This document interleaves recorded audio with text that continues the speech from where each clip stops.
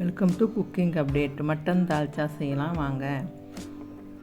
3 கரண்டி எண்ணெய்,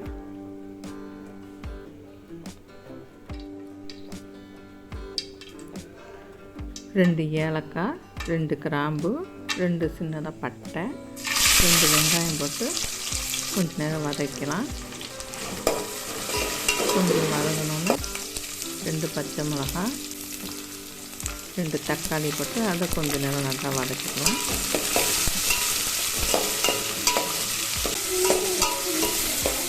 இந்த அளவுக்கு வந்ததுக்கப்புறம் 3 டேபிள் ஸ்பூன் இஞ்சி பூண்டு, அதை கொஞ்சம் நேரம் வதக்கிக்கலாம்.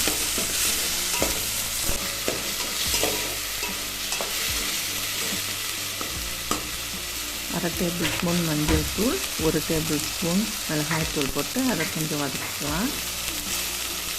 இதோட இப்போ கொஞ்சோன்னு மல்லி, புதினா, கருவேப்பிலை சேர்த்து இதை கொஞ்சம் நேரம் வதக்கலாம். வதக்கிட்டு 100 கிராம் மட்டன் எலும்பு வச்சுருக்கேன், அதை அதோடு சேர்த்துக்கலாம்.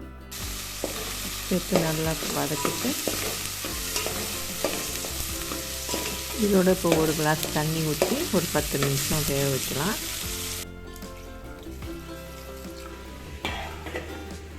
இப்போ 10 நிமிஷம் பொரிச்சு வச்சு இப்போ இதோட காய்கறி சேர்த்துக்கலாம். 100 கிராம் கத்திரிக்காய், 2 வாழைக்காய்,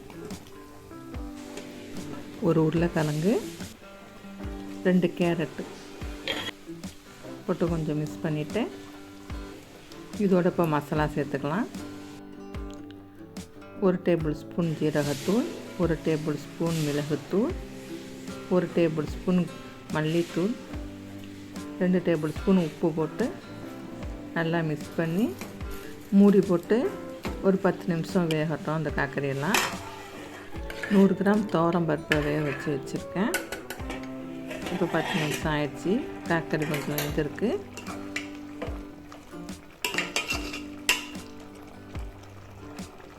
இந்த அளவுக்கு வெந்ததுக்கப்புறம் நம்ம வேக வச்சு வச்சுருக்கிற துவரம்பருப்பை இதோடு சேர்த்துக்கலாம். ஒரு லெமன் சைஸ் அளவு புளி ஊற வச்சுருந்தேன், அதை கரைச்சி இதோடு சேர்த்துக்கலாம். சேர்த்து நல்லா மிக்ஸ் பண்ணிவிட்டு 1 மாங்காய் அரிஞ்சு வச்சுருக்கேன், அதையும் இதோடு சேர்த்துக்கலாம். நல்லா மிக்ஸ் பண்ணிவிட்டு ஒரு மூடி போட்டு இதை ஒரு 10 நிமிஷம் கொதிக்க விடலாம். இப்போ 10 நிமிஷம் ஆயிடுச்சு, திறந்து பார்க்கலாம். இப்போ எல்லா காய்கறி, மாங்காய் எல்லாம் வெந்து ரெடி ஆகிடுச்சு. லாஸ்ட்டாக இறக்க போகிற சமயத்தில் கொஞ்சோண்டு மல்லிக்கீரை, கருவேப்பிலை போட்டு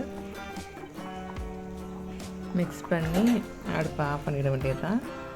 இப்போ மட்டன் தால்ச்சா டேஸ்ட்டாக ரெடி ஆகிடுச்சு. வாங்க சாப்பிட்லாம். இந்த வீடியோ பிடிச்சிருந்தால் லைக் பண்ணுங்கள், ஷேர் பண்ணுங்கள், சப்ஸ்கிரைப் பண்ணுங்கள். தேங்க்ஸ் ஃபார் வாட்சிங்.